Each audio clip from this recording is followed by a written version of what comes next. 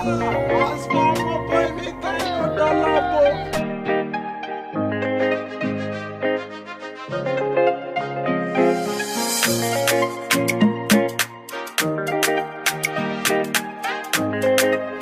Billions.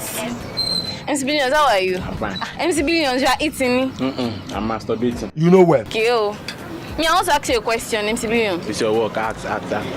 MC Billions, what do you expect? What are expectations from the next government? You mean ìjọba tó fẹ́ wọlé?